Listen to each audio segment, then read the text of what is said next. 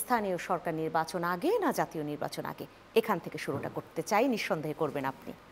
ধন্যবাদ আজকের এই শোতে আমাকে আমন্ত্রণ জানানোর জন্য, এবং একই সাথে আমার সাথে সহ আলোচক বিশিষ্ট সাংবাদিক সাংবাদিক নেতা, জাতীয় প্রেস ক্লাবের সাবেক সাধারণ সম্পাদক জনাব ইলিয়াস খান। শুভেচ্ছা জানাচ্ছি আপনাদেরকে, এবং দর্শক শ্রোতা যারা দেখছেন শুনছেন তাদেরকেও শুভেচ্ছা জানাচ্ছি।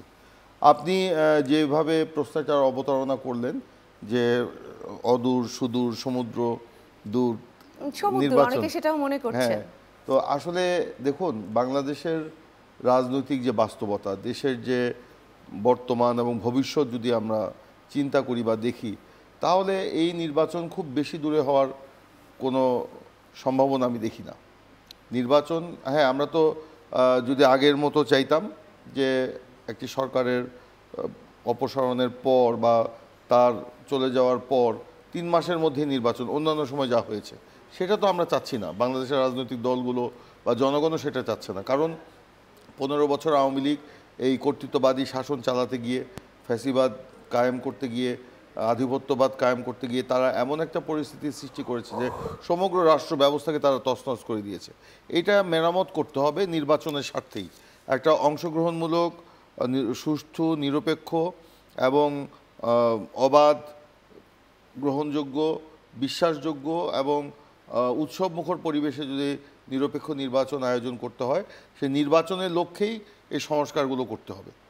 প্রশাসন বলেন, নির্বাচনী ব্যবস্থায় বলেন, আইন শৃঙ্খলা রক্ষাকারী বাহিনীতে বলেন, কিংবা আদার্স যেগুলো আছে, আমরা তোকে অস্বীকার করছি না। সেই জন্যই তো আমরা সরকারকে সময় দিয়েছি বা দিতে চাই। কিন্তু এইটা যদি আপনার কোনো মানে রোডম্যাপ না থাকে, তাহলেই তো জনগণের মধ্যে একটা প্রশ্ন আসবে। দীর্ঘদিন এদেশের মানুষ ভোট দিতে পারেনি, 15 বছর ভোট থেকে বঞ্চিত রাখা হয়েছে। নির্বাচনের নামে প্রহসন সৃষ্টি করা হয়েছে। কখনো একতরফা নির্বাচন, কখনো রাজনৈতিক দল ছাড়াই নির্বাচন, কখনো দিনের ভোট আগের রাতে কারচুপি করে একটা প্রহসন, কখনো ডামি নির্বাচন। এই তো হয়েছে বাংলাদেশে গত 15 বছর হাসিনা শাসন আমলে। তো এখন মানুষ এই নির্বাচনে একটা ভোট দেওয়ার জন্য উন্মুখ হয়ে আছে।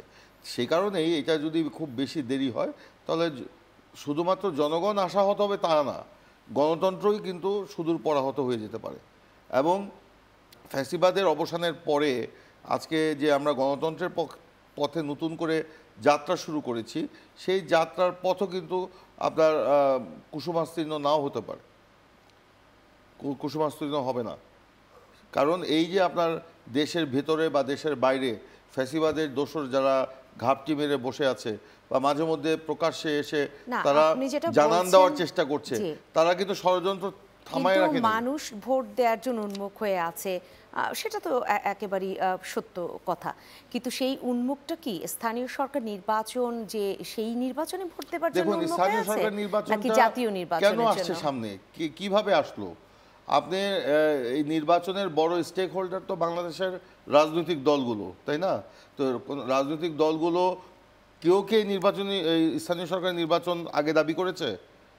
হঠাৎ করে প্রধান উপদেষ্টা মহোদয়ের মুখ থেকে এরকম কথা শুনে তো আমরা স্তম্ভিত।